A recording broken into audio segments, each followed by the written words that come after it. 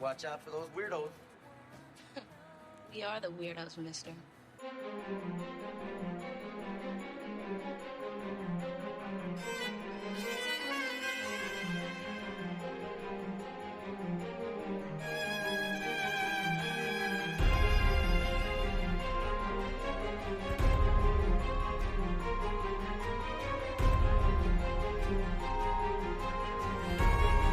Welcome back to the Final Ghouls of Horror. I'm Jeremy.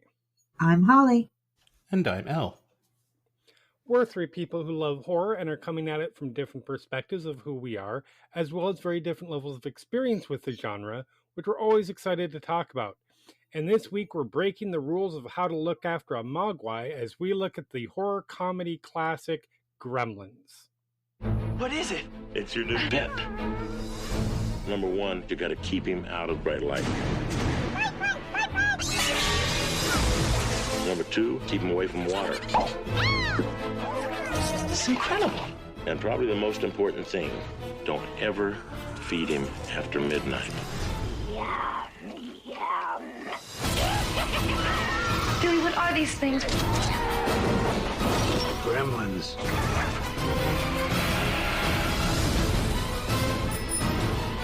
How come a cute little guy like this can turn into 1,000 ugly monsters?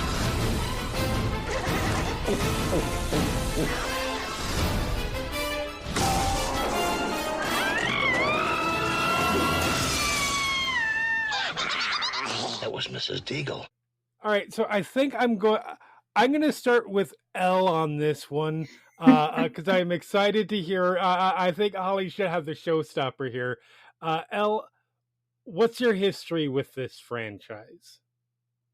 So I kind of got tricked in the way that people were worried that kids might get tricked with this movie, but with the sequel. Ooh, okay, yeah. So I watched the sequel first, and even like my parents were under the impression that, oh, it's like they're cute and cuddly, that's probably fine. It's not going to be scary or anything. So a lot of that is burned into my brain, that movie. Yeah. Then my grandmother used to live up on the Gold Coast or nearby in Australia, in Queensland, where they have the Warner Brothers Movie World theme park. And they had the Gremlins ride. So you could ride through an experience of having gremlins attack you while Beetlejuice is enlisted to save you because the studios would worry that he would lose them too much money.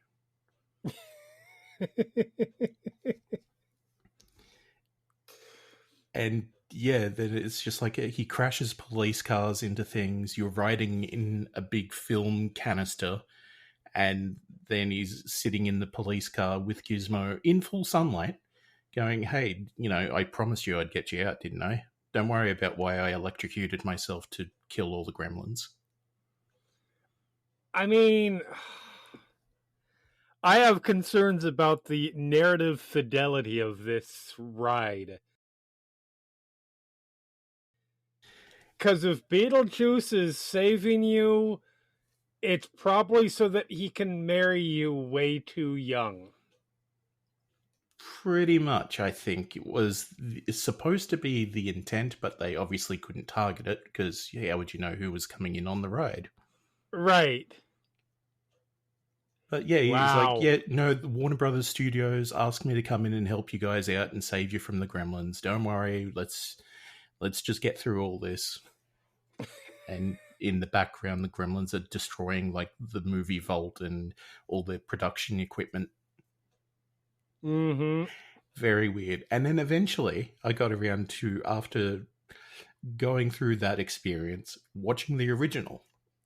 And I have tried to make it a Christmas tradition, but it's not quite stuck the way that other movies have for other reasons.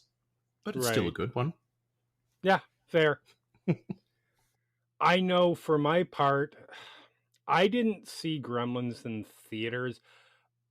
I don't think.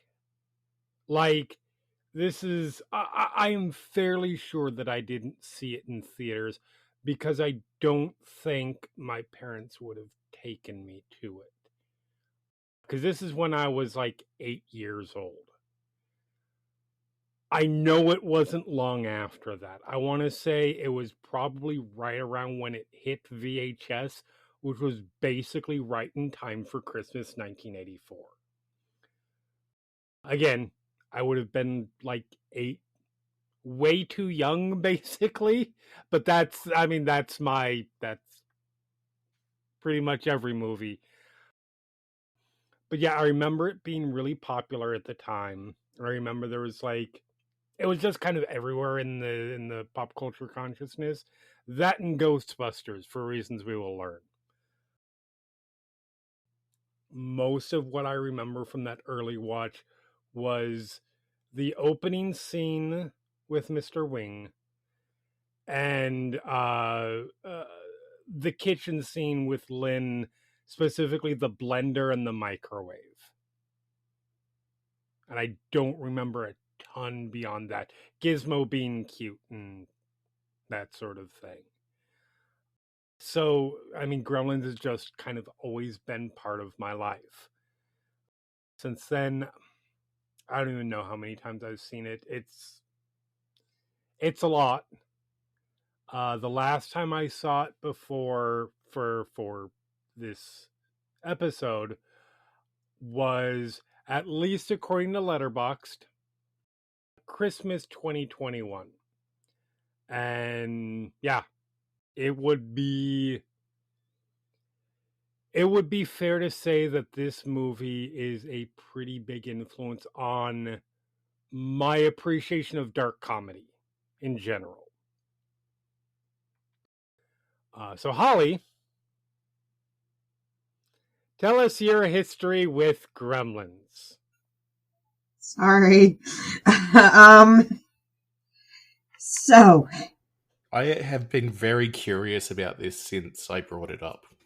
I almost feel like there's going to be some kind of like traumatizing backstory, kind of like Phoebe Cates in this movie.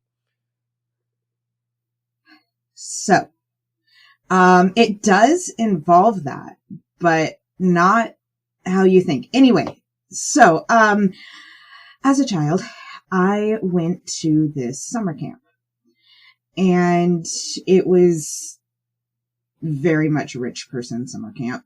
And we would, in the mornings, we would have different rooms. So we would have like the movie room. So also rewatching this unlocked memories of why I hated it so much, which I will explain. But I had forgotten the order in which everything had happened. So I first watched it in the movie room, where basically in the mornings, everyone in there can vote on what movies to watch. And I always got outvoted for everything I wanted to watch by a bunch of 11 to 13-year-old boys. So they always, basically.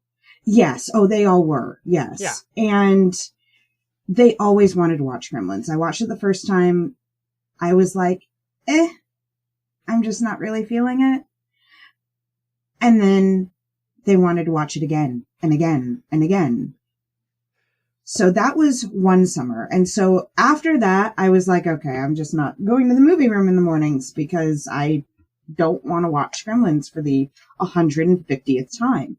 So the next year, I was a junior counselor there. And I was a junior counselor for the kindergarten to first graders. So we had charter buses. The charter buses had TVs on them.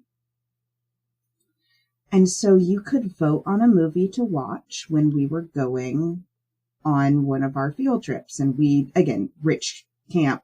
We went on like far away field trips. We went into Atlanta a lot. So, right. So we could watch basically most of a movie going somewhere. They voted on Gremlins. With my age group that I was watching on the bus, that I was responsible for, because the woman that was actually supposed to be responsible for them was awful. That's a whole other story. But yes, wildly inappropriate for that age range. I'm 14, And not only do I have 12, 5 to 7-year-olds on top of me during this. Right. Just losing it. But then we get to the famous Santa story.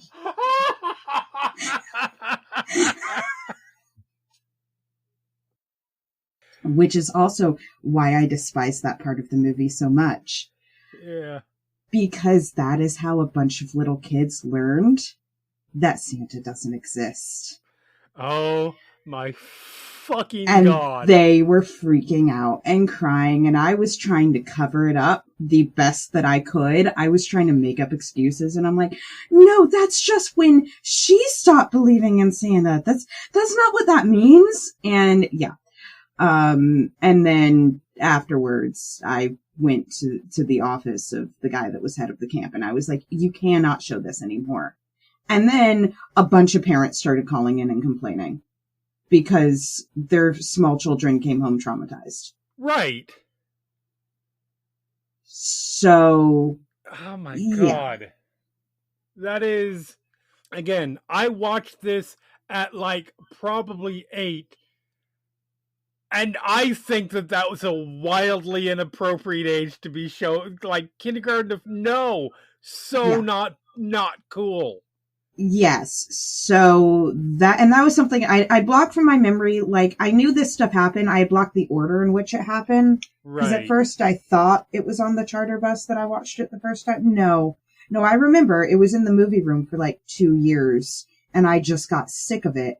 And then they did that on the charter bus and then screwed up a bunch of little kids' childhoods. Good God. I don't know why it was an option. It shouldn't have been.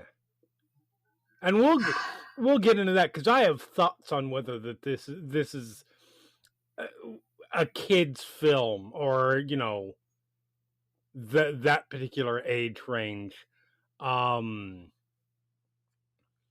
But yeah, oh, Jesus Christ.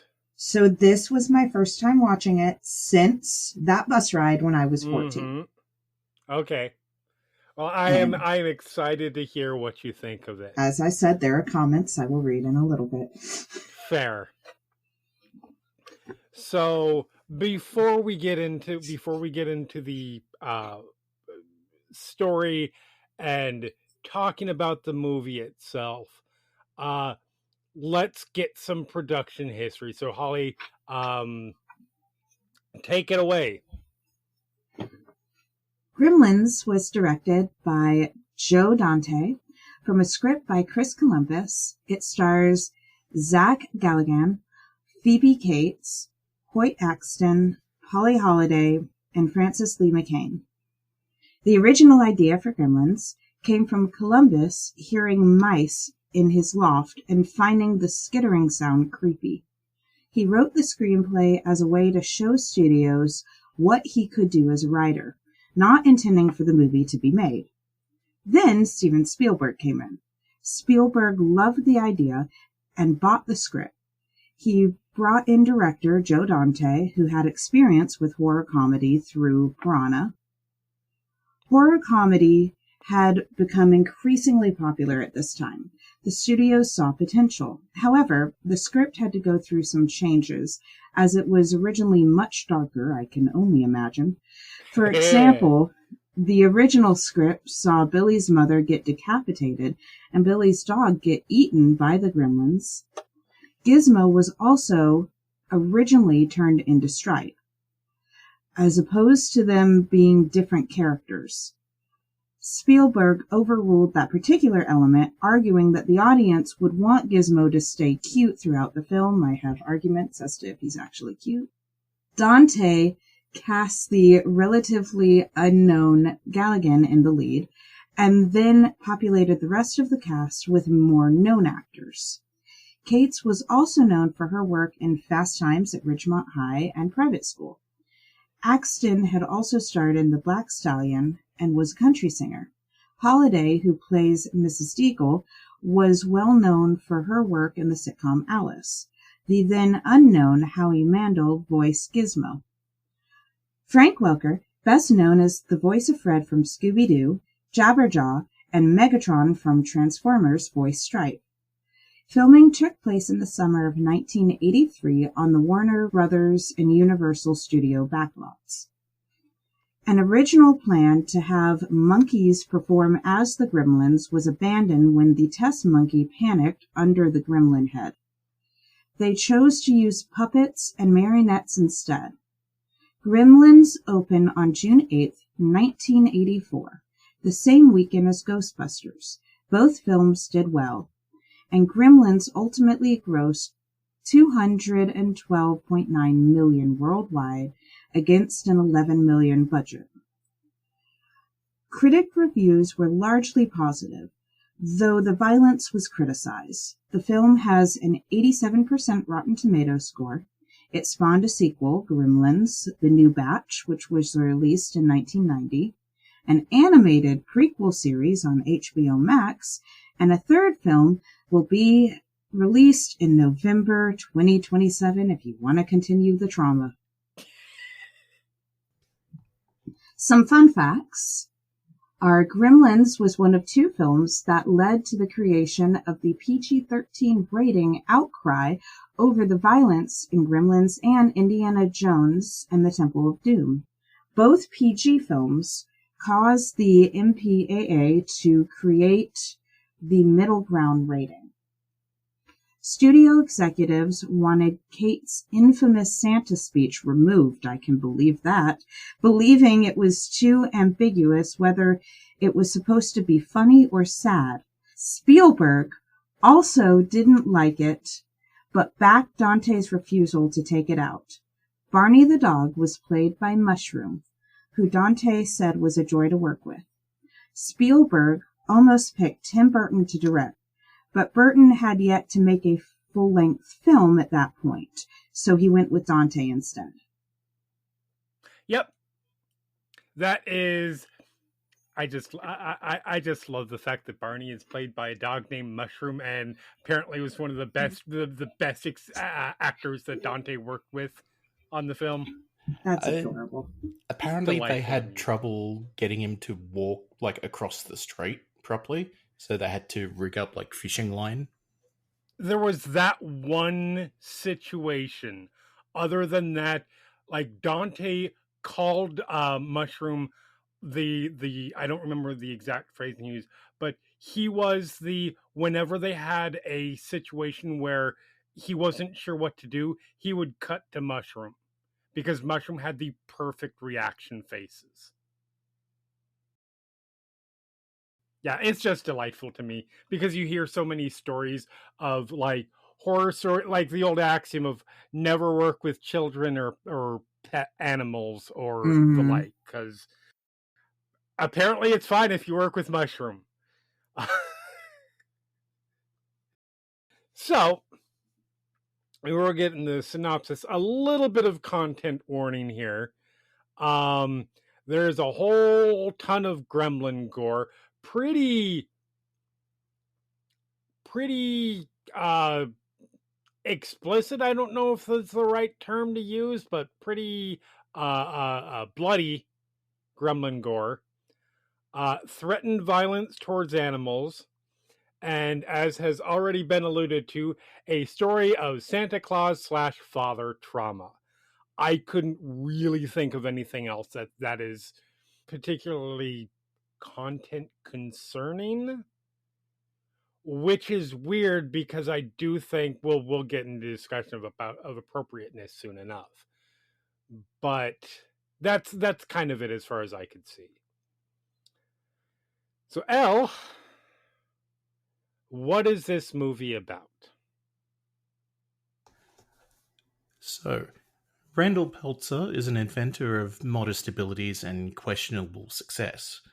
Returning from a business trip, he stops by Chinatown in New York City to try and sell his inventions and pick up a Christmas present for his son, Billy.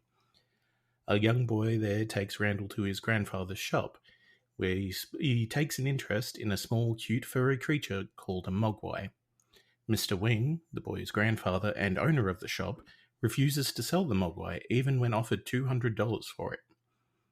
Wing's grandson then secretly sells the Mogwai to Randall due to the fact that the family needs the money. He then warns him that he must not let the Mogwai be near bright light, especially sunlight, which can kill, should never allow water to touch the Mogwai, and most importantly, must never, ever feed it after midnight. We then transition over to Billy, who has taken up a job at the local bank to provide money for himself and his parents while living at home, as his father follows his ideas of being an inventor. His dog Barney causes mischief for him and makes him and Billy the targets of harassment by Mrs. Deagle, an arrogant elderly woman with far too much financial influence in a small town. Billy's co-worker and presuming love interest at this point, Kate, a local bartender, directly observes the misery in the town caused by Mrs. Deagle's business practices. Upon receiving the gift, Billy is fascinated with Gizmo, who proves to be highly intelligent, even able to sing and hum a tune, and being very gentle and well-behaved. Unfortunately, while visiting, Billy's friend Pete accidentally spills water from a paintbrush jar over Gizmo. This causes him to go into convulsions and instantly multiply, spawning 5 new Mogwai in a process that appears to be very painful. These new Mogwai look almost like Gizmo, exactly. They are led by the one Mogwai that Billy calls Stripe, due to his white mohawk hairstyle. The new Mogwai exhibit different behaviours from Gizmo, leaning more towards mischievous than peaceful. Randall spots an opportunity in selling them as pets to the entire country due to their ability to multiply. Later, Billy then brings one to the science teacher, Mr. Hanson, who ends up aggravating it by sticking it for a blood test. Ignoring the rules, the teacher leaves food out, which the Mogwai promptly steals and eats after midnight. Meanwhile, the new Mogwai at home trick Billy into feeding them after midnight by stopping his alarm clock. All of the creatures, except Gizmo, who refuses to eat food, soon form cocoons around themselves. While Billy is at work, the cocoons hatch and the Mogwai emerge, having transformed into the titular Gremlins. In this form, they possess fangs, claws, red eyes, and dark green reptilian skin, and become extremely reckless. Billy travels to school to talk to the science teacher, only to find him killed by the gremlin that got left at the school. Billy is injured and races to warn his mother, who is now alone with the gremlins in the house, and comes into conflict with them. She manages to kill 3 of them, one by inserting it into a blender, another by stabbing it with a knife, and a third by blowing it up inside a microwave. While she is being strangled by a 4th gremlin, Billy arrives and saves her by decapitating it with an ornamental sword. The only remaining gremlin is Stripe, who escapes. Billy and Gizmo track him to the local YMCA, but the creature escapes once more by jumping into the swimming pool. Realizing what is about to happen, Billy flees, while Stripe multiplies into a multitude of gremlins. Billy then takes Gizmo to the police station in an effort to warn the townsfolk. The police ignore them to investigate a series of bizarre accidents, which Billy insists are the work of gremlins. Meanwhile, Stripe and his new gremlin army attack the town, assaulting the population. Billy rushes to Dory's Tavern to rescue Kate, who has been bartending that night. The gremlins have taken over the tavern and are behaving in an exceedingly vulgar and rather pop culture savvy fashion, forcing Kate to serve them. She eventually discovers that they are scared by light when she attempts to light one's cigarettes. She knocks down several through the use of flash photography and is reunited with Billy. The two seek shelter in the bank while the gremlins wreak havoc upon the town of Kingston Falls. Kate then shares her story of why she hates Christmas so much. Notably, at the time, the creatures kill Mrs. Deagle by launching her through a window using her power chair, and nearly kill Billy's neighbours by driving a snowplow through their house. When Billy, Kate, and Gizmo re-emerge from the bank, they find that the gremlins are nowhere to be found, having retreated to the cinema to watch Snow White and the Seven Dwarfs. Billy manages to explode the theatre, where all the gremlins burn to death except Stripe, who had left briefly to obtain candy. Billy pursues Stripe through the department store, but Stripe escapes again and again, finally reaching a water fountain, hoping to start the reproduction cycle and chaos. However, by this time, it's become morning, and Gizmo, having escaped with the help of Billy and Kate, opens up a window blind, exposing Stripe to the sunlight before he can spawn more gremlins. Screeching and groaning in agony, Stripe perishes, slowly melting into a puddle of green ooze. In the final scene, Mr. Wing returns to collect Gizmo to prevent any recurrence of trouble. After giving back the $200 that Randall paid, Mr. Wing observes that while Western society as a whole is not ready to properly care for a Mogwai, Billy personally may one day be so. Then Randall, in a narration, ends the story warning that the audience should take precautions in the case of any weird machinery failure in their homes, because a gremlin just might be present. Yep. I strongly disagree with Mr. Wing's assessment at the end of the film, based on what we've seen of this of Billy in particular, but we'll get into that. So, first things first. I definitely have thoughts on this, but I want to hear from you both first. Holly, do you consider Gremlins a Christmas movie? And why or why not? In fact, one of my comments that I had written down was, I forgot how much Christmas was in this movie. Mm-hmm. Especially because, like, I always watched it in the summer, but that was just because I watched it at that camp. Right. But I mean, trying to think back to the trauma of my childhood on watching this originally, I don't think I ever felt it. I felt it almost anti-Christmas, but maybe that's because I was watching it during the summer, and that story really just does it. Uh-huh. But that's fair. Watching it now, it really just doesn't feel Christmassy to me. Like, I know it's happening at Christmas time, but I also forgot that it happened on Christmas Eve. Mm-hmm. I thought, I was remembering things incorrectly. I thought that his dad brought home Gizmo for him on Christmas Eve, and then the actual events occurred like a day or so after Christmas. Right. Fair enough. Elle, how about you? Do you put this in the Christmas movie category? This has been a long-standing argument in my household. This is definitively a Christmas movie on the grounds that Die Hard is a Christmas movie. Okay. So everyone who wants to insist that Die Hard is a Christmas movie, cool. You don't get to have it both ways. Gremlins is a Christmas movie too. Yep. If you want to come to me to say that Gremlins isn't, cool. I agree. Take Die Hard off the list. Gremlins is more of a Christmas movie than Die Hard ever is. Yep. What if you don't believe Die Hard is a Christmas movie? It's still more of a Christmas movie.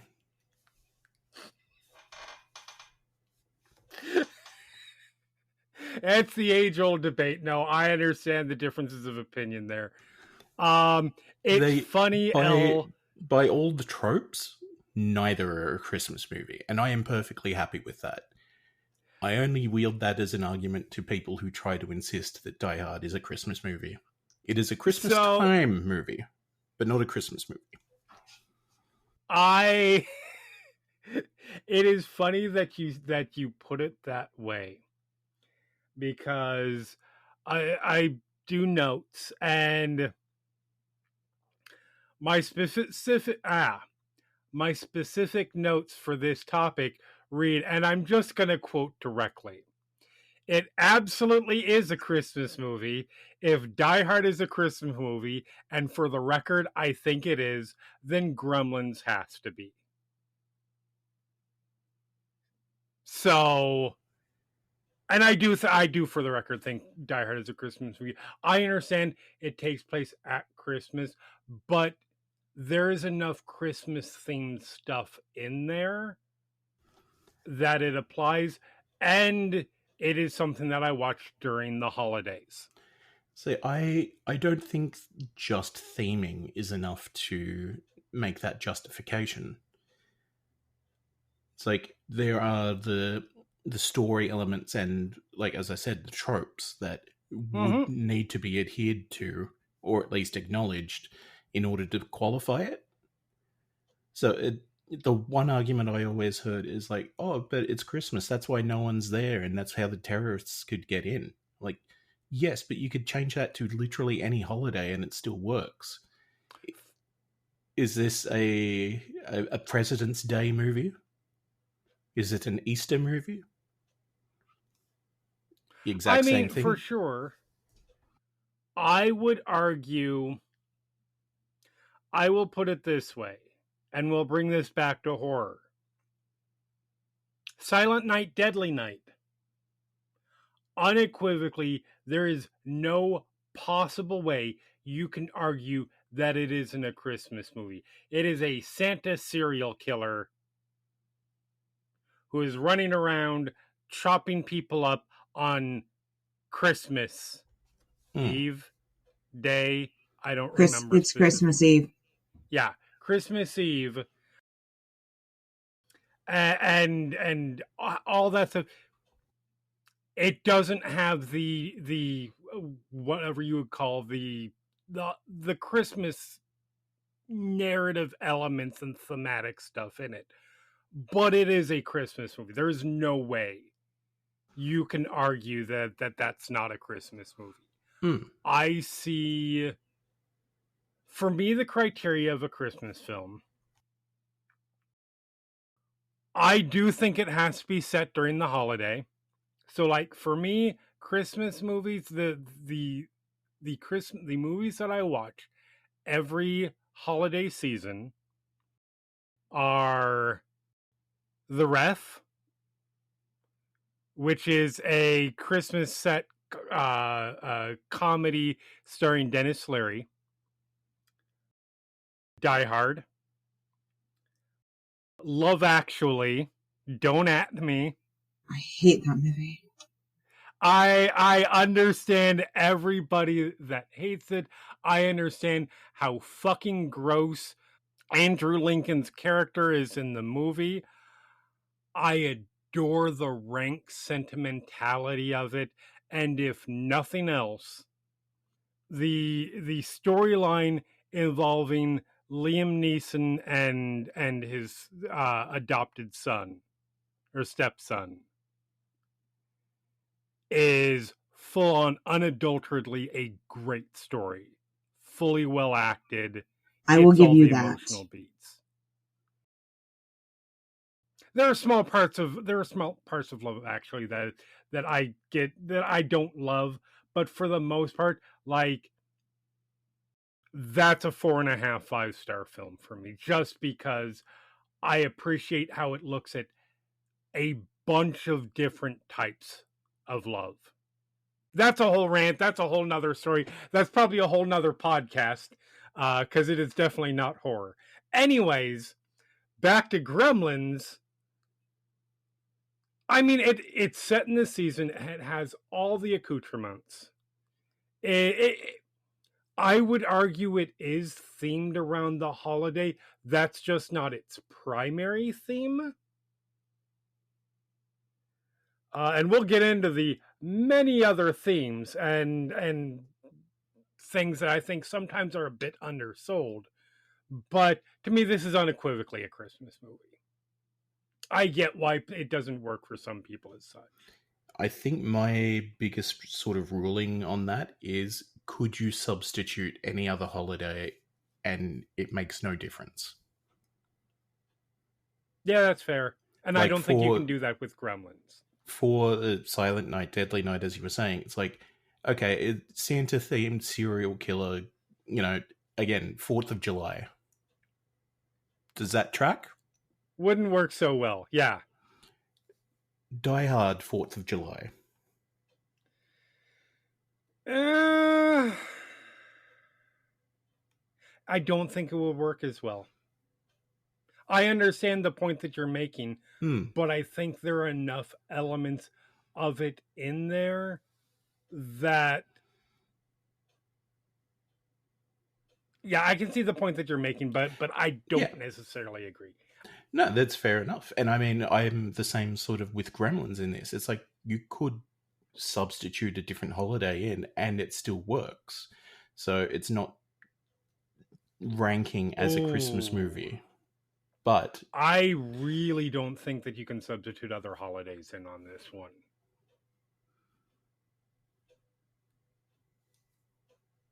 I'm trying to think of how that... Because, like, the Christmas gift stuff, the... Yeah, I don't see it, but fair enough. Yeah. But that's why I always hold it up as a Christmas movie, because enough people want to try and fight me over it. Yeah, and that is 100% fair. So, let's move on to a somewhat trickier question. Do you consider Gremlins a kids movie? Because this one is interesting. I wasn't gonna put this in as a discussion topic until this weekend, when it was casually mentioned when Elle and I were getting ready for our game, D&D game, Vecna Eve of Ruin, available on Final Show Films, anywhere you can see it. And one of the players said, I never thought of Gremlins as a horror film because it's for kids. And I went, I never thought of this as for kids. So, Elle, do you consider this a kids' film? No. Or gateway horror-esque? Maybe gateway horror at the best, but not a kids' movie. Yeah. Do not show this to young children. Cut to image of 12 children on top of me. Right. I had enough trouble with trying to reason out why we were allowed to watch The Mummy in school. Because it's like, hey, people here aren't over 15. Are we talking about the... Brendan Fraser. The Brendan Fraser one? Yeah, it was rated... Oh, yeah, no, there is some intense M15. stuff in that. Everyone else was on board with it, and I'm like, but the rules say we can't. So we didn't. And everyone was quite upset. Yeah, it's fair. That I think would be more acceptable to show that age group than Gremlins, in the condition that they were in. 100%. Having been in that group, I know what that group was like. No, The Mummy is much more acceptable to show to kids than Gremlins, I would say. Holly, I feel like we already know your thoughts on this, but what do you think? It's absolutely not a kids' movie. Next. Yeah. Okay, fair enough. It's not. Yeah. I had to try to do damage control. And talk 100%. to a bunch of angry parents. This is not a kids' movie. I mean, the way that it's written, the question, I could argue it. Because it's the possessive of a single child. Depending on the child, it's perfectly fine. Okay.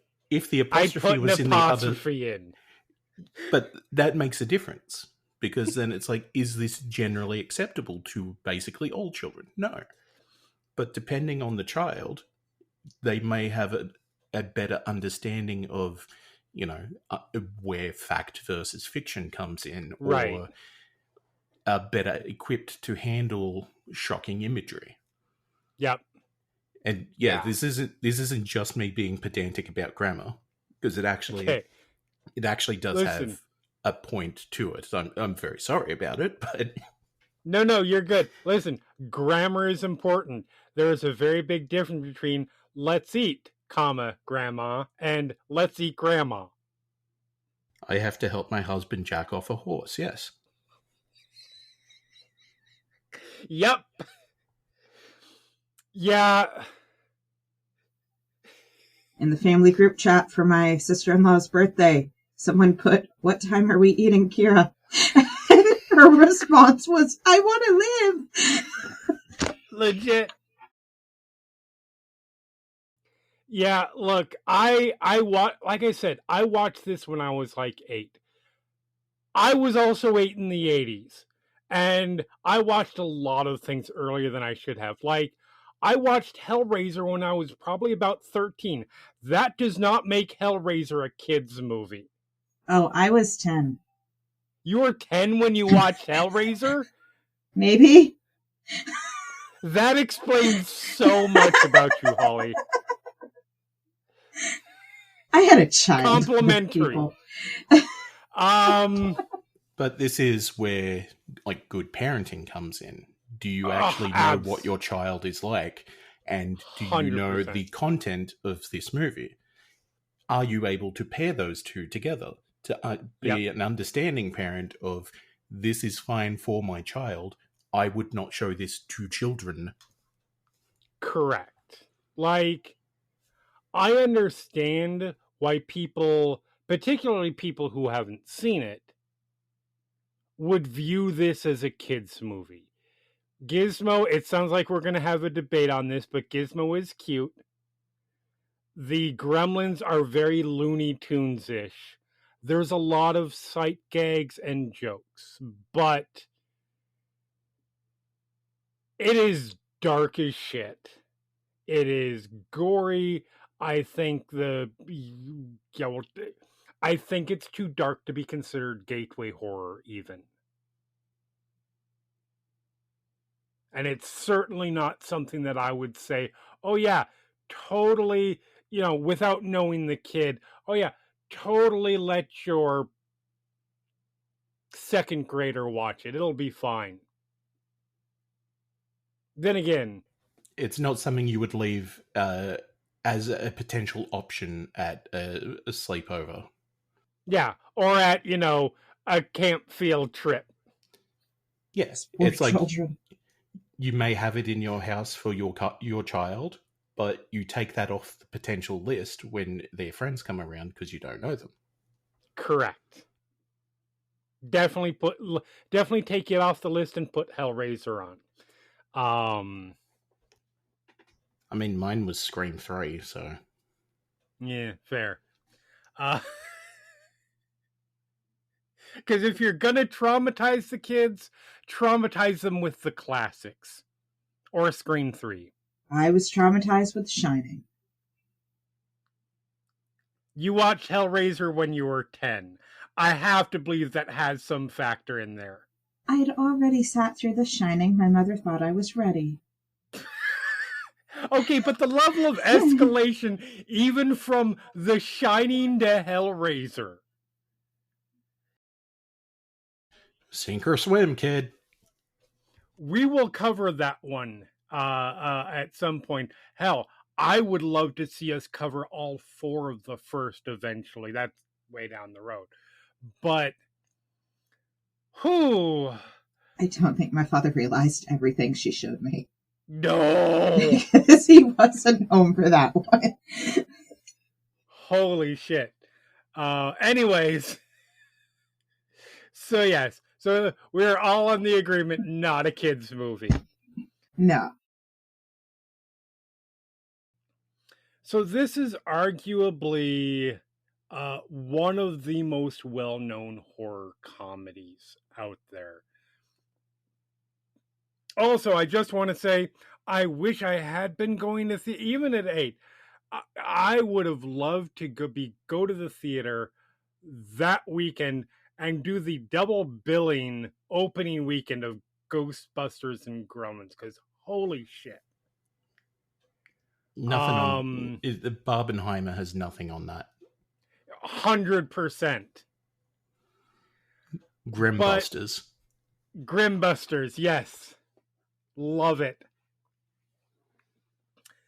So, Elle, how do you think Gremlins does in terms of balancing the horror elements with the humor? Because this is something we've talked about, this balance in previous episodes, and we know kind of where that balance lies for the sweet spot for you. How does this hit that?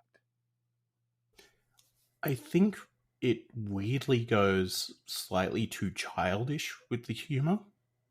Okay. I think it works a lot better in the sequel where they're just almost taking the piss out of it. But this is like the horror either needed to be turned down a little bit to match, or the humor needed to be slightly more adult. Okay. Yeah, it's like for me it feels like it didn't quite land that good mix. That's fair. By the way, I have not seen, just on a slight diversion, I haven't seen the new batch since I think it first came out. But my memory of that is it is much more, it is almost straight comedy. Oh, right? Very much so. Like, there's barely any humor in it. Or barely any horror, I mean. It is the same kind of comedy. Like, it's... Yes. I mean, that gets developed a little bit more, but it's the same, like, species, the same breed of comedy. Right. Right, and for sure. It feels like it fits a lot better there than in here, where it's trying to mix against something that is that more serious, that darker element. Fair. Holly, how about you? How does that horror comedy balance work in this for you? Because obviously, yeah, it is a very interesting mix where it is very dark humor, but also, yeah, there are definitely some sight gaggy kind of stuff, and then the horror being what it is. Yeah. So I don't know. I'm still not sure if the comedy hit or not for me. Okay. You've got like a lot of camp in, like, you've got this house with all the different inventions and everything. And like, that's fun. And then you've got a child shoved into a Christmas tree. And here, hold on. I'm going to go to a couple of my comments. Go for it. Yeah. Child labor is fine as long as you disguise them as a tree. What convention is his father at? Because I swear I just saw the guy in the background time travel. Yep. And he was! I paused it. That guy was time traveling. Fun story. That convention is where we get our director cameo, because Steven Spielberg is in that scene. Is he the one time traveling? No, he is the one in the chair, the wheelchair kind of thing. Okay. Yeah, I thought it was like Stephen Hawking. He's a robot in a cowboy hat, too. Yep. Like, there's stuff like that. And I'm like, okay, that's fun. Right. But then it goes away quickly. And then we have Trauma Christmas Story, and I can't get over that, but I know we're coming to that later. We'll get to that in a bit, yeah. And murder and experimentation and exploitation of these creatures, by the way, because another one of my comments is that everyone in this town they are all idiots and they deserve everything that these creatures do to them. Oh yeah, we will be talking about that because I have thoughts about these fucking characters. So it wasn't balanced well for me. I think it could have hit better if they had found a better balance. It was there. It just didn't always work. Fair enough. That is very much fair. I personally do like the balance in this. It helps that a mean sense of humor is something that I really appreciate in a movie. But you are both right in terms of, I don't know that the light or the lighter comedy, I don't know if that stuff works well. I do love some of the really meaner stuff. The death of Mrs. Deagle and Far too tame. I mean, yes, far too tame, but delightful at the same time. Nope, they needed to decorate the town with her body parts. she's the worst. I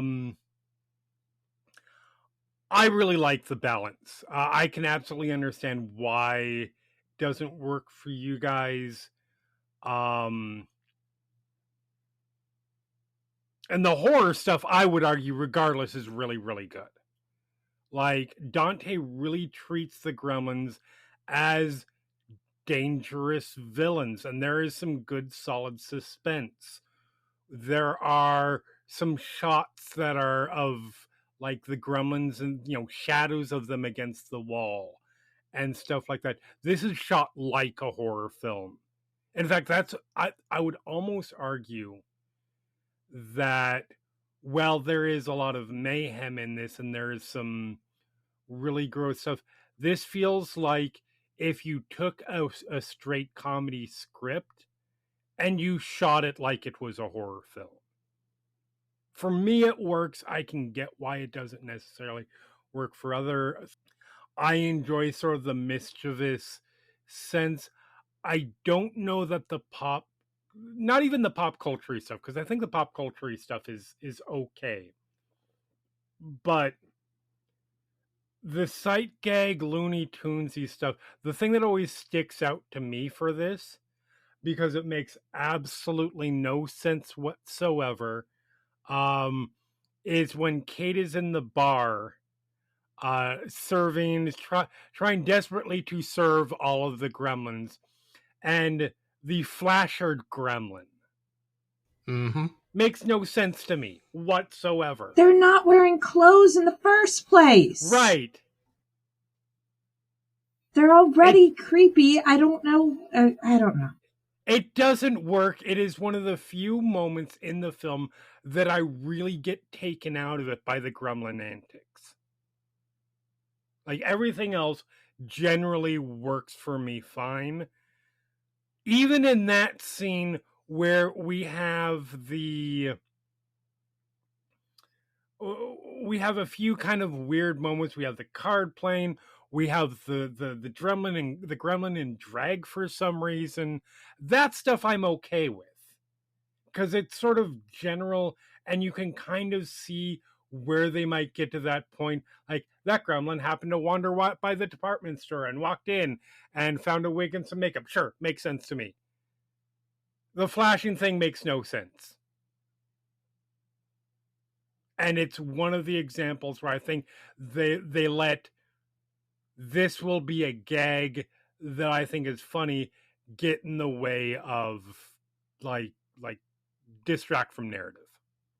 Yeah, you don't get the transgender gremlins until the sequel. Correct. Where they administer hormone therapy to at least one of them. Yep. God, I vaguely remember that. I have not seen the sequel. It's fine. Don't plan on ever. It's like El said, it is much stronger in the comedy sense than it is in the horror sense. And there's no Santa scene. Okay, they spoof on the Santa scene. They make fun of the Santa scene. It's fine. I remember it being not as good as this one, but that's also just a sensibilities thing. But yeah, let's talk characters. So we basically have three protagonists. We have Billy, we have Kate, arguably, and we have Gizmo. And then we have a bunch of supporting characters. Elle, what do you think of our protagonists here? Which of the supporting characters really stick out to you? Are there any that don't work well? I mean, the protagonists are, I think, implicit in their own destruction. Uh-huh. They are not set upon by mere coincidence. I mean, arguably Kate is, but like, right. Whatever Billy gets is like, yeah, no, he had that coming. Again, I feel like we are on the same track with this. Because it's like, okay, fair, you couldn't control the first accident where you got wet from the paint jar. Cool. Everything else that happens after that is squarely your fault. Mm-hmm. Gizmo is the MacGuffin. It might as well not be a character, but I guess if you're going to make one a character, that's how you do it. Right. It could, again, quite easily be substituted for, like, instead of a Mogwai, it's, this rock that fell from space. Shrug. Okay. Oh, yeah. And, I mean, yeah, as far as the supporting characters go, yeah, definitely Mrs. Deagle is the standout in terms of people that got character development in that they had a character. Because, like, you get to see the, absolute cold-hearted, oh, I don't care, burn your orphans for firewood type of monster. Right. And then you see that, oh no, but she loves all her cats. Yep. And I think that is definitely at least part in my brain of why I have that sort of apprehension about getting any sort of harm to animals or using that as a shortcut for making me care about someone, like as a character. Mm-hmm. It's like, that is the shortcut of, oh, no, actually, I don't want them to be hurt. I couldn't imagine what would happen afterwards. Right. No, absolutely. It's like, what happens with those cats now? She got launched out of a window, like, stocking first. Oh, those cats are going to be fine. Yeah, well, they'll eat her. But after that, I mean. They will eat her, and then they will become, first of all, that is that neighborhood, I feel, or that town, I feel like someone will take them, and if not, there are apparently in this small town so many alleys that those cats will be totally fine.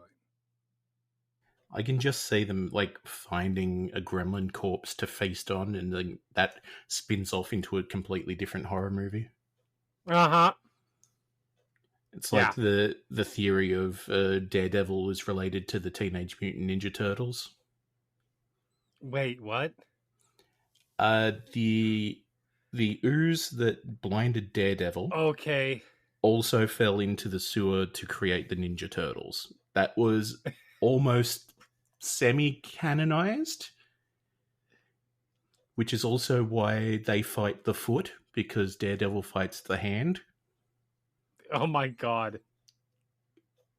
But it's like, I could quite easily see a movie spin-off or even a series where there are these monster cats going around because they ate a gremlin.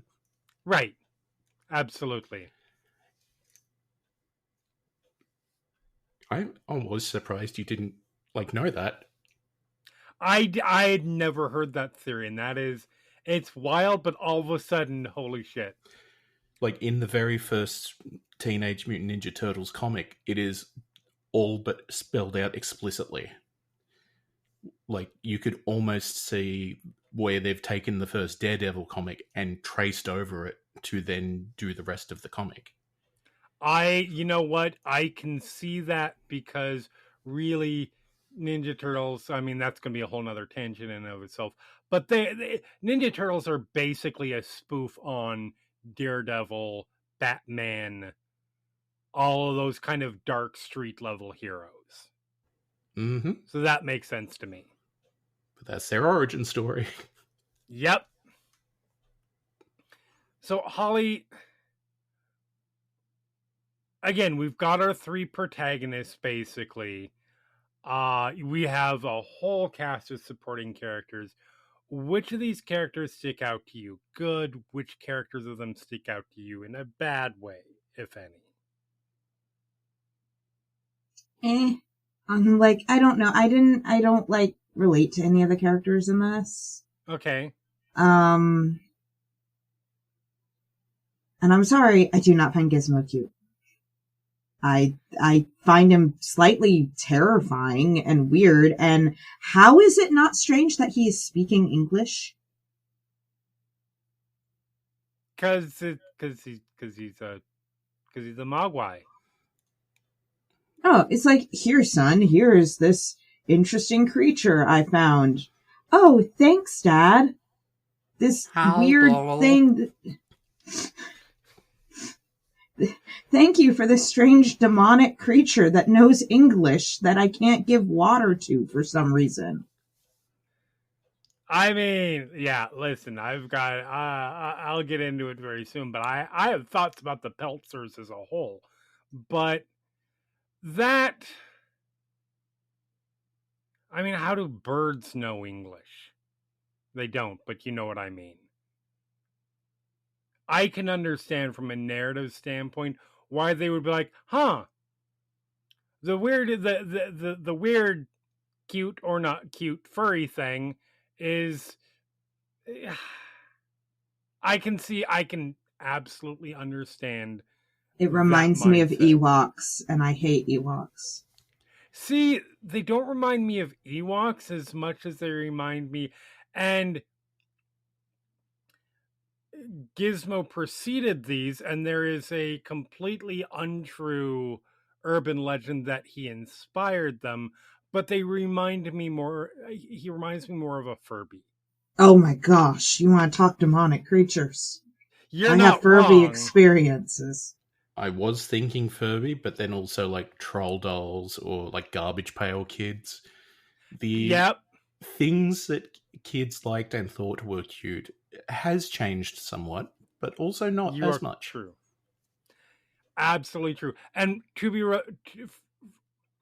for the record, part of the reason why there is this myth that Gizmo inspired Furbies was Furby made a licensed Furby version of Gizmo. So I think people sort of equated the two, which is weird because Furbies came around like 10 years after the movie. But regardless, I absolutely get animatronics are weird that way because sometimes they're going to come off cute, sometimes they're going to come off a little creepy. I always, and this might just be because I saw him as a kid, he's definitely designed to be cute for kids. The noises he makes are cute, but I don't find him cute. I find him physically cute, but I get that. He can there is the thinnest of line between cute and creepy. As anybody who's ever seen a doll will tell you. But yeah, I can get that. I can absolutely understand why you don't see Gizmo as cute. How about the supporting characters? Is there anybody in there that pops for you? Okay, I liked I can't remember his name, so I'm gonna call him Tree Kid. Yep. The little guy. Right. He was Pete, right? Yep. Good old Corey Feldman.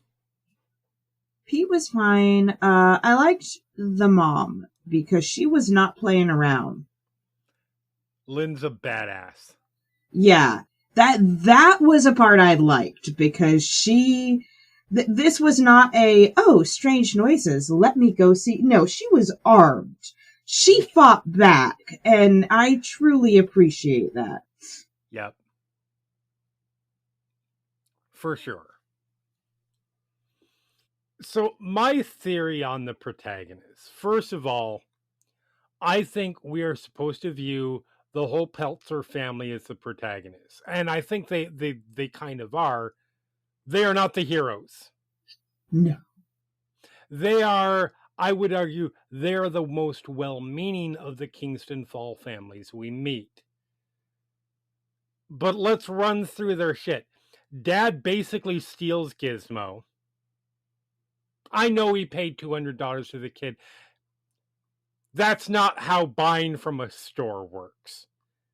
And he knew that. And then once they get him home, they speed run breaking the rules for caring for him. Like, he's out of the box for approximately 30 seconds before he gets a camera flash in his face. The water thing, first time, okay, not necessarily his fault, although that's still careless. The eating after midnight, okay, the Gremlins tricked them into it, but still, the point is, and I think all of this is intentional, but they are just kind of awful. That said, I kind of like them. I think that Zach Galligan has the right sort of fresh-faced, young adult feel for Billy. But he's also an experienced actor, so it doesn't come off as a stilted, not to pile on a film that has been taken shots at before, but if there's one thing we can all agree about Watcher in the Woods is those kids were not the best actors. Galligan doesn't have that problem. I think he does really good. One day we're going to get through recording without mentioning Watcher in the Woods. Listen, I'm not... You know I'm more of a defender of that film. Oh, no, I know, and I do agree with you on that.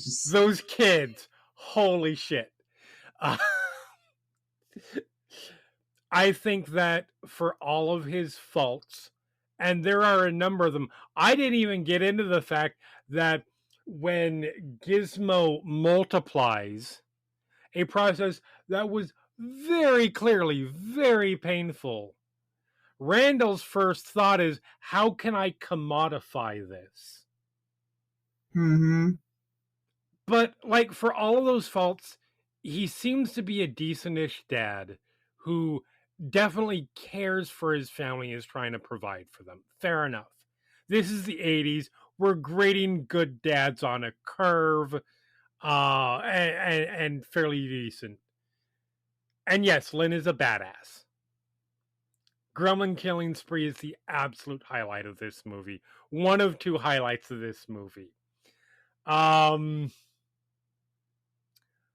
think Kate is not one of my favorite female protagonists of 80s mainstream cinema, but I think Phoebe Cates is the fine in the role.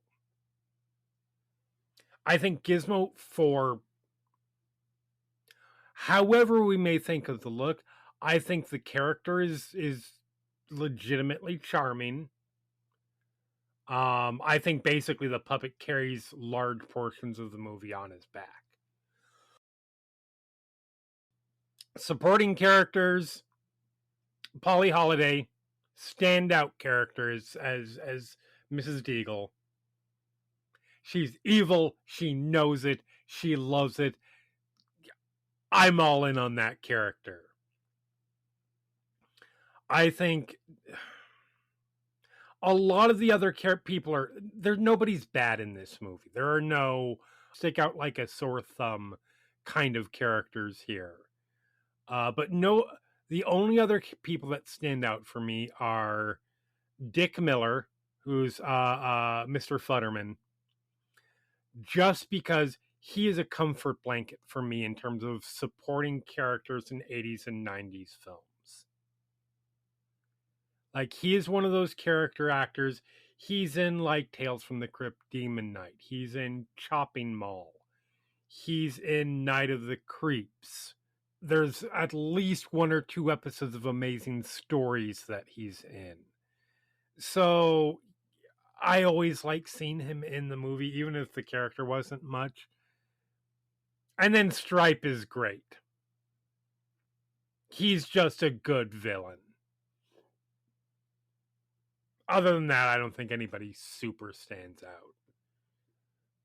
So moving beyond the characters, I think aside from, these little monsters wreaking havoc, I do think there's a lot going on here. And I've noticed this more and more as I've watched it over the years.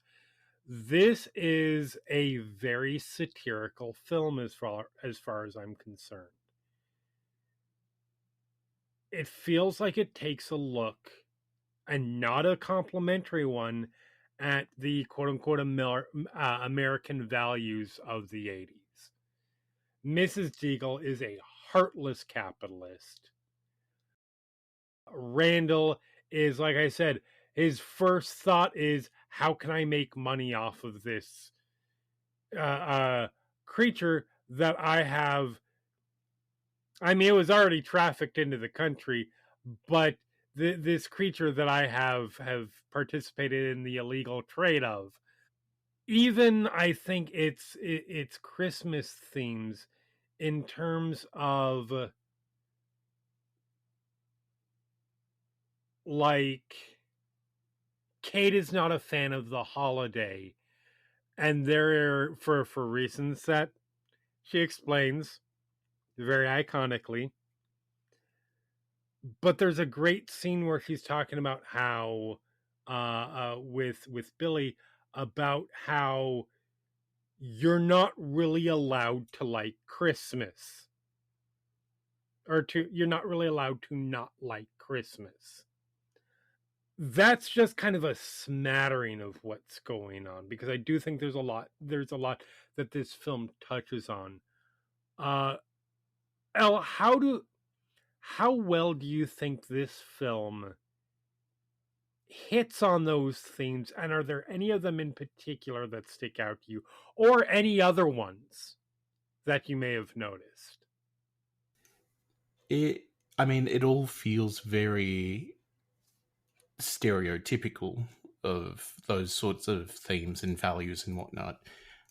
Not, I guess, being in the heart of it is a bit tricky, because it's not like, we get a lot of American media here because there's the laws that say we have to have a minimum amount of locally broadcast shows, and then that number keeps getting less over years. Right. But support local cinema and local filmmaking and TV making and etc. Yeah, public broadcast television. It's not just bad. Yeah, 100%.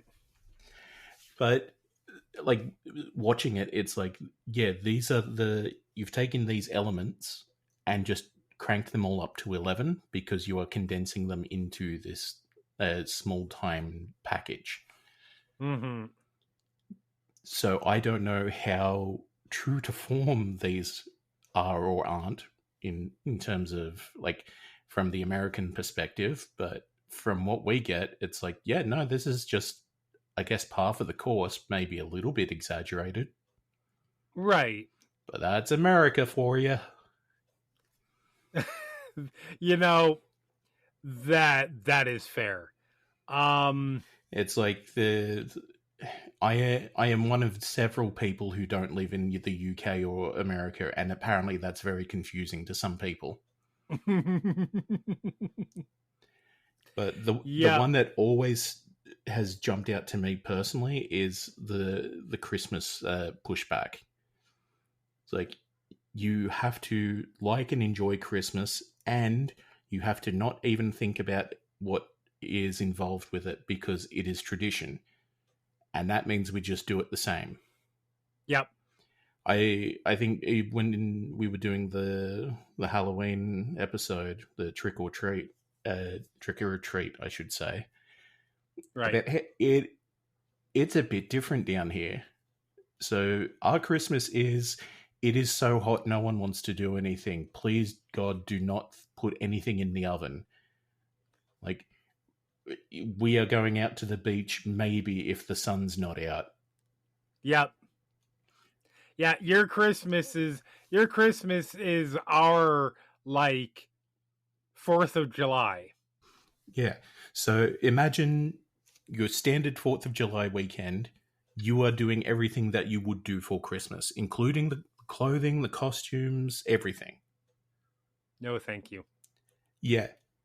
So anytime anything Christmas gets brought up, there's always that alien disconnect. Like I was even watching the movie, and it's like kids are still going to school. It's like, well, it's Christmas. They're meant to be out of school by like a week by now, and then they come back in maybe February because that's when the year starts again. But no, you guys are all like you make no sense over there. I swear. Well, and let's not beat around the bush. We're talking about the meaning of the holiday and what it's there for. At this point, historians are pretty well sure it's taking place in the wrong month by a long shot. Yeah, the last time I saw anything about it is like, hey, it maybe should be in June. Yeah. Should we talk about this? No. Okay. No. Well, I wouldn't expect it to, obviously, at this point. But, and that there's a lot that can be talked about with that. And that's a rant that I won't necessarily go on, about how, it sure is interesting that we decided to choose the pagan Yule holiday as the same time for this because they're thematically similar. Yeah, best not to think about it, I think. It's like, don't even worry about it. It's fine. It is what it is. Like, yeah. I'm not bitter. I just always find it very funny. Yeah. So I have that like double layer of insulation against it, I guess.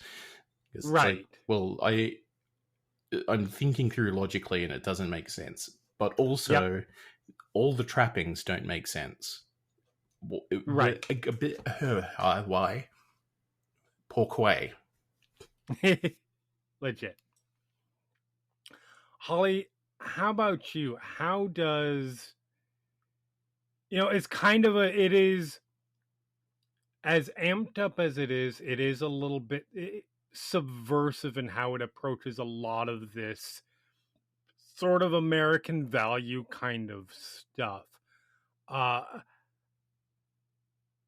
well does that hit you? Do you think it lays it on too thick, not thick enough? Wrong approach, right approach? I think it fits with the tone of the movie that they're going for. Right. I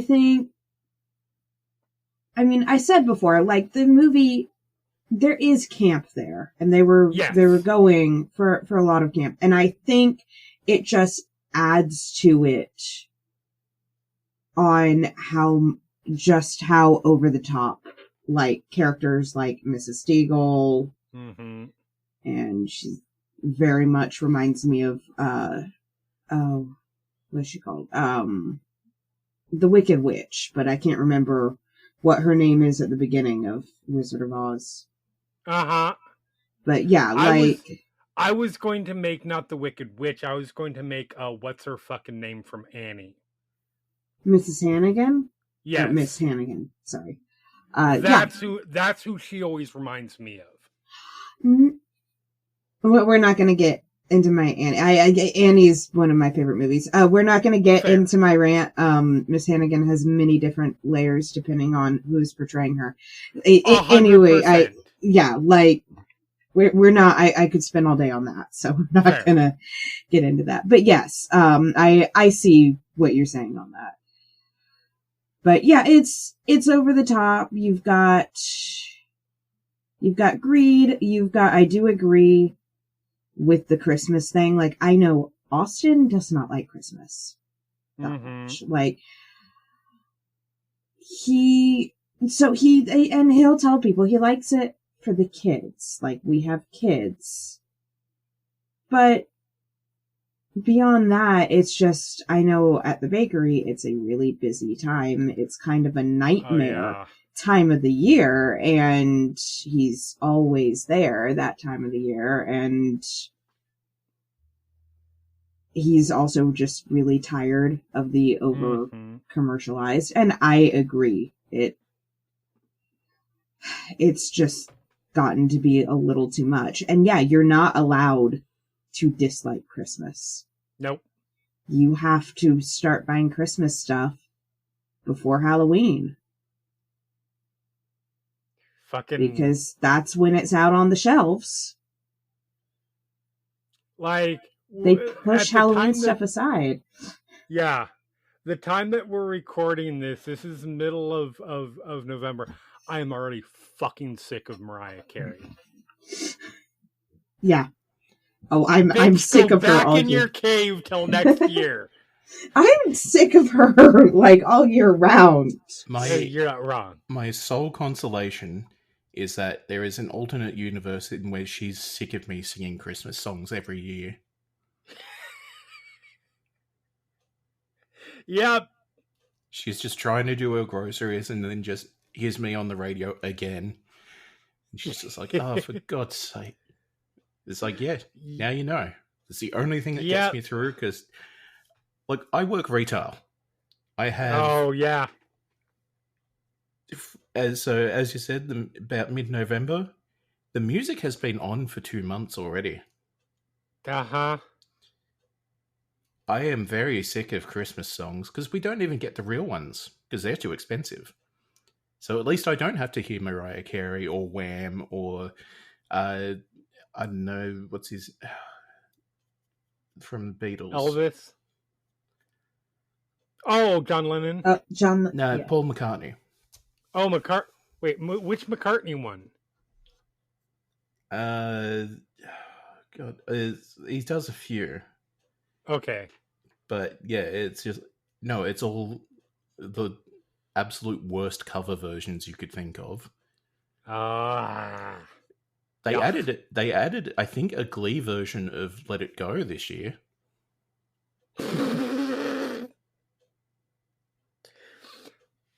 That's what it sounds like. So much to unwrap in one single sentence.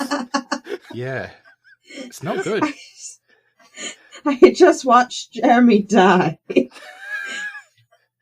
I have many, many thoughts on Glee. Some of them are good. Some of them are not.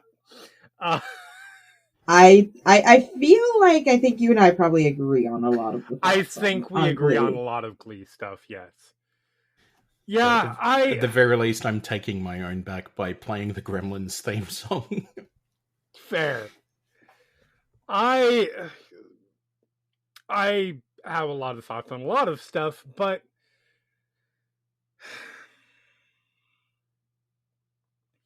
there are, in terms of the themes in Gremlins, getting Scream 2, I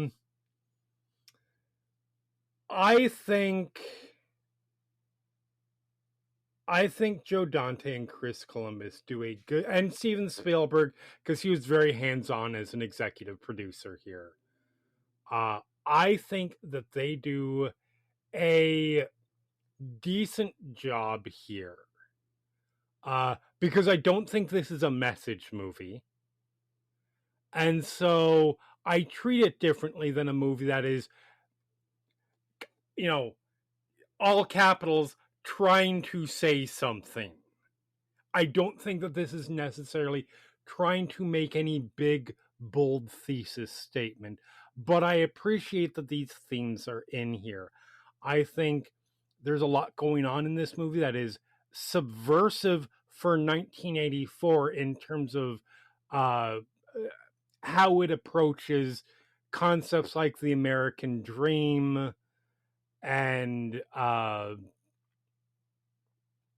80s commercialized culture and the NIMBY generation. NIMBY, for those who don't know, is an acronym for Not in My Backyard. The whole yuppie thing, like, there's a lot that is touching on it here, but it's not like putting it directly in your face in neon lights. And I think that's the right approach. There's Mr. Futterman blaming everything that he has a problem with on foreigners, the foreign cars, the gremlins, the, like, 80% of the lines coming out of his mouth is some kind of xenophobic nonsense, which is intentional. I enjoy all that stuff. I really do identify with Kate as far as the Christmas stuff. Now, I like Christmas in terms of the sentiment around the holiday and what ideally it is supposed to come from it. That is honestly about where it ends for me. I celebrate Christmas with the family because I grew up doing it, and so on and so forth. But December is a very interesting time if you are pagan, because you feel like, how's the nicest way to put this? You feel like the person who was saying, hey, I liked this before it was cool, and was in terms of it being somebody else's first, and then it got taken over. And I hate Christmas music. Full stop. I hate Christmas music. I like Christmas movies. I like the holiday in general. I like the spirit of it. I like the aesthetics. Christmas music just never hits for me. It's the same songs done by different people every year. If I hear one more version of Little Drummer Boy or a White Christmas, I'm going to lose my mind, which means I will probably be losing my mind in about a month because I'm sure there will be a new one. What about the Stealth Halloween song? Which one is the Stealth Halloween song? Simply Having a Wonderful Christmas Time. It's three witches in their coven up to brewing a potion or something, and then someone walks in. And so they have to immediately cut away from what they're doing. And so, no, we're simply having a wonderful Christmas. Thank you very much. Goodbye. Yep. And then back to it. And then they come back. Yep, that is the thing. And then every time we get a new one that initially isn't that bad, Mariah Carey, for example, it gets driven into the ground because, oh, we've got a new one. Let's put that in regular rotation for the next 9,000 years. So yeah, Christmas music, not my thing. I will say, there was one Christmas album that I really appreciated, and it was The Crypt Keeper's Christmas. I don't remember what the actual name of the album is, but it's Tales from the Crypt, horror-themed songs about Christmas. With all the camp and tongue-in-cheekness that the Crypt Keeper brings with him. Anyway. Yeah, overall, I think they take the right approach in the themes because it is slightly subversive, and they're definitely there, but they don't feel the need to hammer them home because that's not the point of this movie. Sort of spinning off from that, And this is something that I just want to discuss because I think this film has an interesting dynamic, I guess would be the word in terms of these, is that, look, if there's one thing you can count on in a 1980s film, there's going to be a little racism in it. It's just kind of the way it was. And there are a lot of great films that have really, really offensive stuff in it. Hello, 16 Candles. Hello, Breakfast at Tiffany's. Latter one, not an 80s film, but you get the point. This one, Gremlins, has some of that elements as well. Particularly, we're looking at stuff like Mr. Futterman and the number of just overtly xenophobic lines that he delivers. And I know that there's been pushback over the depiction of the Chinese characters, all two of them, in this film. Holly, does any of that bother you? Do you think there's nuance here? How does that work for you? So, in terms of Mr. Futterman, that doesn't bother me so much because that's racist Sam. That's the racist guy that lives down the street from everybody. You know, and the not so lovable racist guy. But like, there's one in every neighborhood. Unfortunately, the guy that sold us this house was the one in the neighborhood. Listen, you are being very generous to America by saying there's only one in every neighborhood. Okay, we currently live in a very small neighborhood. But yes, depending upon the size of your neighborhood, like my father lives in a giant one, I'm sure there's a lot of white old people there, probably one on each street. Unfortunately, I think my father might be one of them, but it's fine.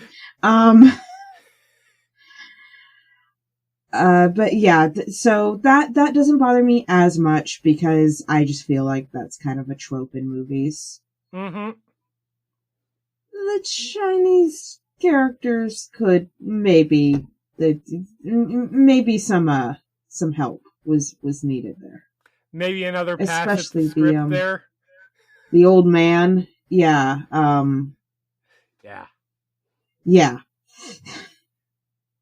Yeah, no, legit. Like, I'm literally afraid to say something offensive. Like, that, I'm afraid I'm going to say something that will be interpreted as... No, and, like... they need help. It's not Fu Manchu level, but it's definitely towing that line. Yeah. In the depiction of that character. No, I get it. Elle, how about you? How well does this play as a relic of its time, as a relic of now, as a relic of anything? See, it's interesting that, like you mentioned, the Chinese characters. I know people who lean into that because that is the expectation. Mm-hmm. And that's what makes them more money. Like, they run like a couple of dollar stores, basically, the little cheapy shops. And they don't go as hard normally, except when they know that it would benefit them. I mean, fair. So it's like, oh, yeah, we get people who come in and expect us to be like more mystical and everything. So we do that because they pay better. Yep. Listen, no shade. Get that bag. And I mean, I don't think that's what they were going for, but that's almost how it read to me. Like, in watching it, it's like, I don't know how much of it this guy is buying for himself, but he knows that this is the gimmick that works. And I don't think that was the actual intent. I think it was just oh, isn't this funny? Ha ha. Right. Like, oh, a mystic from the Far East. Ooh, we can get away with anything. It's like, Yeah. no. Yeah. And the Mr. Futterman being that sort of blame everything on everyone else, it also didn't seem too bad because we just get worse by the day. It feels like in everyday life where it's just like, oh, that's actually quite calm and controlled, and it's almost cute in a way that that's all he's doing. Right. So he's trying to start up his truck, and it's just like this doesn't start. Goddamn German engineering or whatever. Yeah. It's like, okay, cool. That's where he leaves it. Versus you open up the newspaper and it's like, oh, I didn't like the way someone was looking at me, so I burnt down a synagogue. Right. It's like, come on, guys. Yeah. How is it that someone trying to be racist on purpose isn't as bad as what you're up to nowadays? Pretty much. Yeah, I'm not going to rake this film over the coals about this for a couple reasons. One, it's the era, which is not an excuse, but it is a reason. This is the way I always describe it. Like, is it bad even in context? It's not great. But there's also a level of understanding that is different, that we understand a lot better now, which makes it that much worse that so many people choose to still go down that road, but it is what it is. Mr. Wing and his grandson are not great.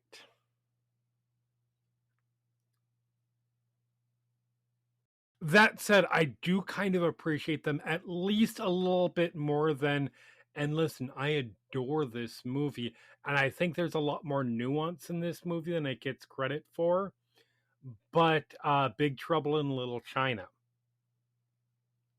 where there are, I mean, it leans hard into a lot of Western stereotypes about Asian culture. Like I said before, the Fu Manchu stuff from the 40s, 50s, 60s, 70s. A lot of really racist Hollywood stereotypes of characters. That's not even getting into Mickey Rooney in, like I said, Breakfast at Tiffany's, which is one of the most offensive racial portrayals in a mainstream film I think you'll ever see. With The Wings, there's one thing that I think is kind of a saving grace here. I don't like that it's the Asian characters, so they're exotic and mystical. Like, there are issues with that whole thing that go in, but I at least appreciate that they're not villains here in any way. They're just like, all right, we're going to sell you this thing that I wasn't going to sell, or, the grandson's going to sell you this thing that the grandfather wasn't going to. But here's 3 simple rules. Oh, you're dumbass Americans and didn't follow the 3 simple rules? All right, we're taking it back from you. Like, there are positive stereotypes are still stereotypes and still harmful, but it's at least better than the Fu Manchu shit. And with Mr. Futterman, I think the key is that the movie never presents him as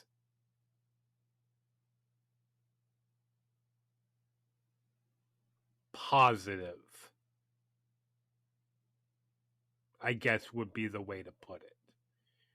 So that doesn't bother me as much. To me, this is a film that is steeped in a rather unenlightened 80s mindset, which is sad to say because that was the fucking 80s. That was not that long ago. Yes, I know it's 40 years, but you know what I mean. But I don't think it's at least actively playing into those negative portrayals, and that earns it a little bit of credit.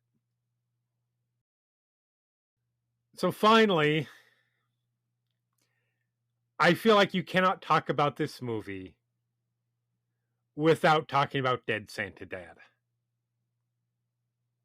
Like, it's such a weird, out of nowhere scene, and I feel like this scene makes or breaks the movie for a lot of people. Holly, would you say that's probably accurate? Yeah. Don't let your kids watch this.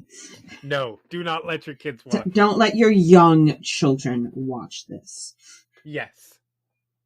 Now, if it didn't have that line of "that's how I found out that Santa wasn't real," would that make a difference? Like, I mean, is what, it for more little kids? Yeah, what I'm wondering is it more the content or the message? Dead Santa Dad in Chimney, still not okay for little kids. But yeah, never okay for little kids. Yeah, and this is... I know this is why I your was childhood asking. may have been traumatic. Oh, absolutely. We know this. We've done, 20 episodes now? Right. How many dead Santas have you found in chimneys? 2, but that's a different story. Amazing. No, but I do see the point. Yes, and listen, this is not a kid safe scene regardless, but I do also get the notion of and that's how I found out that Santa isn't real, just adding that extra twist of the knife. Yes. Yeah, that's why I was wondering. It's like, is there a version of this scene that would be more palatable? Or is it just no? Just no. I'm sorry. Dead Santa Dad, not palatable. No matter how you. Okay, I was about to say cook him. Don't cook him. Cook him? Just gently smoked. I can't talk. No matter how you sell it. That's fair. By the pound. Sorry. Amazing. All right, but in fairness, let's take the kid aspect out of it.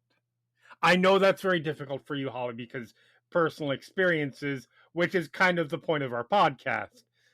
But if you remove the fact that, yes, this is not a scene to show kids. Yeah.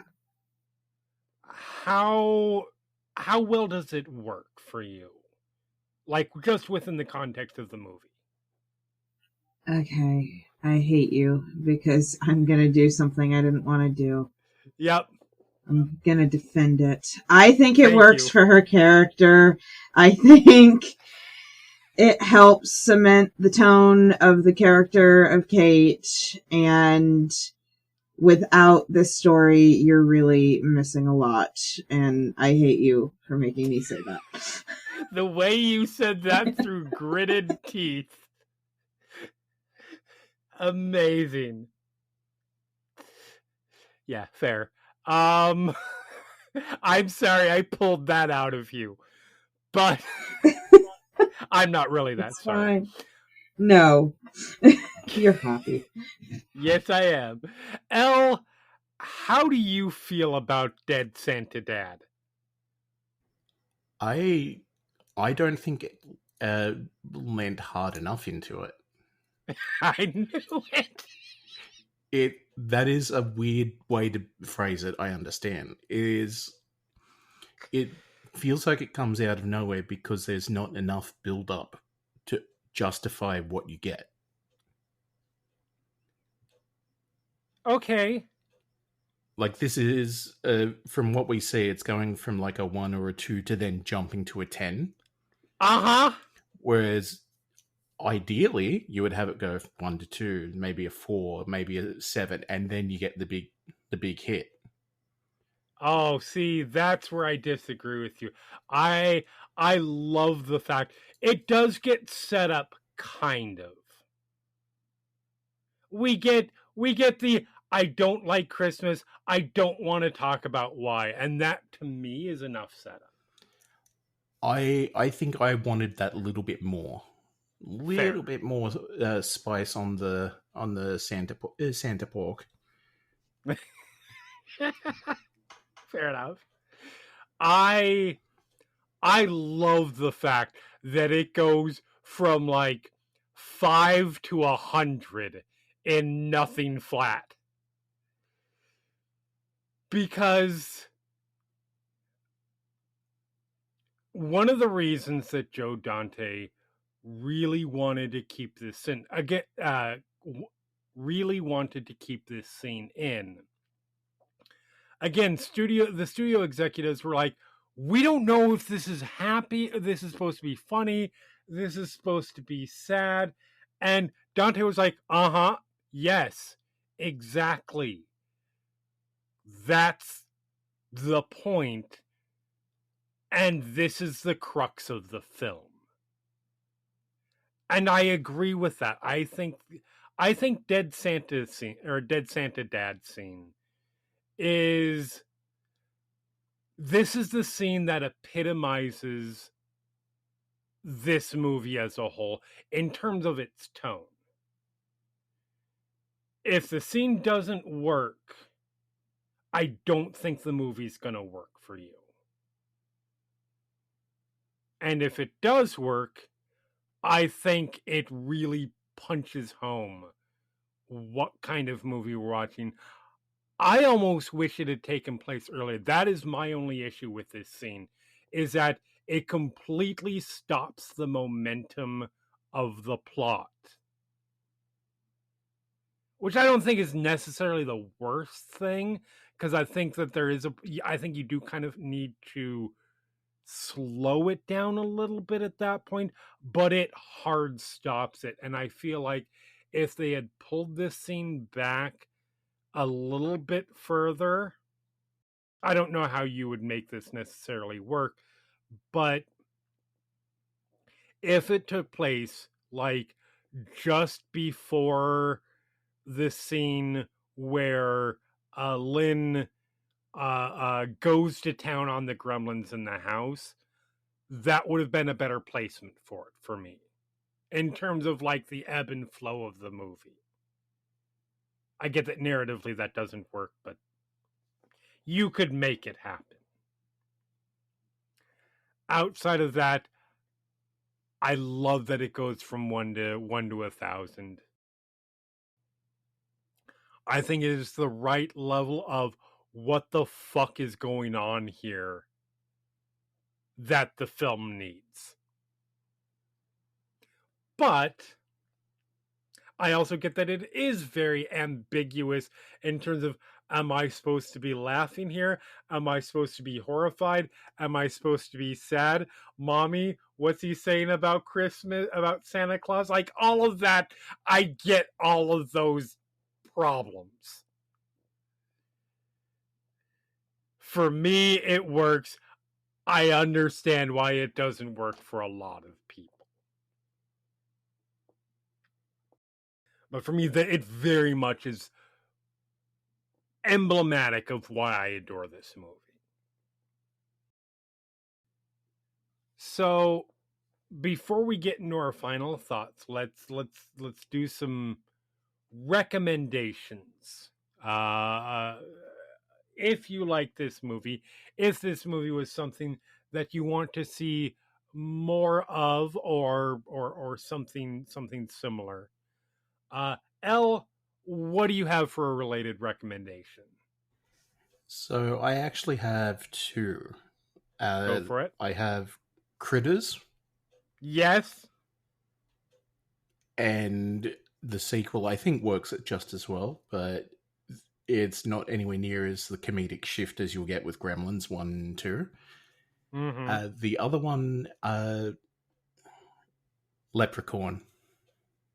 Okay, yep, 100%. I can see that. Holly, what are your recommendations if somebody liked this and wanted to see more? I'm so sorry.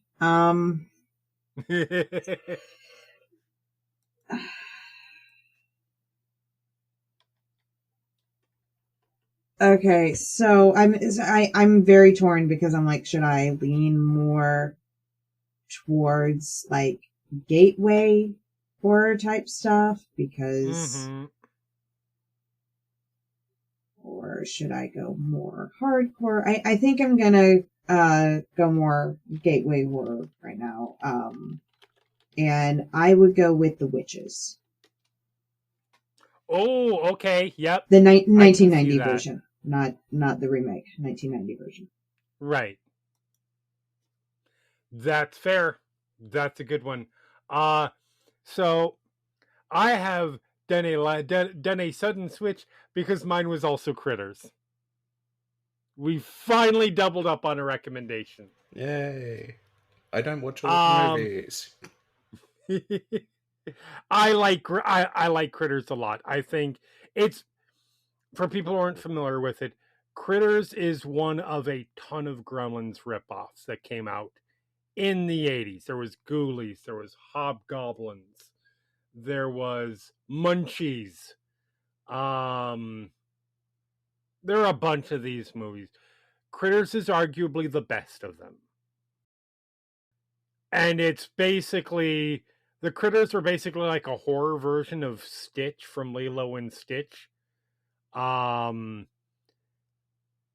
essentially that's the movie. It's like a horror version of Lilo and Stitch, except for that they land in, they're evil, and they land in like Arizona or somewhere like that instead of Hawaii. But I am going to go with, if you're looking for a holiday, this is much more straight horror. It is definitely, this one is 100% not for kids. I'm going to recommend Christmas Bloody Christmas. This is from 2022. It is a Christmas-themed slasher film. And it is about a robotic Santa Claus that goes haywire and goes on a killing spree on Christmas Eve. So it kind of fits in with the Gremlin stuff because it's things going haywire. It is funny, but it does lean more into the horror. I think it is a lot of fun. And yeah, it just kind of has the same sort of vibe. There is a little bit of, there's just a touch of satire about, false cheer of the holiday and that sort of thing. And yeah, I really enjoyed it for what it was. So let's get into our final thoughts on Gremlins. Holly, go ahead and take it away. What's your thoughts? Where are you rating this? And I'm actually really curious on this one. I liked it better than I thought I was going to. Fair.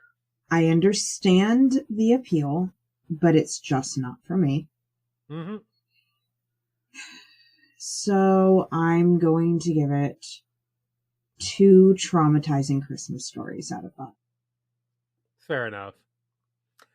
Elle, how about you? I mean, this is like an all-timer for me. It's not. It doesn't score as highly, I think, as the sequel, because that's more ingrained in my DNA, I think, ironically. Mm-hmm. Talking about DNA. Anyway, I'm going to try and bring back the tradition of Christmas watching it, but I doubt I'll make it happen because ADHD brain is fun. That's fair. I'm going to go for inconceivably large toothbrush machines out of 5. Those fucking... We didn't even get into how terrible all of those inventions are. Like, that fucking bathroom buddy thing is the most impractical thing ever. It's got a razor and a comb and a toothbrush and a mirror, and none of it works. Like, okay, let me ask you this. How are you going to brush your teeth and use the dental mirror when they're both attached to the thing, clearly are not removable, and they're on opposite sides of the block? I was just more worried about what happens when you need to change your razor. Also that, and also trying to use... Now, I have a thing about straight razors, even safety razors. Razors are my needles in terms of things I am not cool with. But the idea of trying to shave with that giant, like, block handle thing, no, thank you, no. Anyway, I really like Gremlins. I think it's not a perfect film by any stretch. I think perhaps it takes a little bit too long in the setup stuff before it gets to the maniacal hijinks. And like I said, there's some of the hijinks stuff that doesn't necessarily work perfect for me. That said, it is very nostalgic. I still enjoy it a lot. I think it handles a lot of the tonal stuff better than it reasonably should. And I am going to give it 3.5 disgustingly bubbling striped skeletons out of 5. Also, I should say that final scene with Stripe and the way he dissolves and everything, chef's kiss. Fucking fantastic. Again, another reason why this is not for kids, but great stuff. Yeah, it's one of those scenes that got burnt into my brain as well. It's just like the skull and everything. It's like, that explains a bit weirdly some things. Uh-huh. Something for therapy, I guess. Oh, yeah. So, yeah, that is Gremlins for us. Next episode, we are going to be looking at one of... spoiler, this is going to be... when we get to the final thoughts on this, this is going to be a lot of stars for me. Because this is one of my favorite films of 2025. As we are going to go into our first vampire film.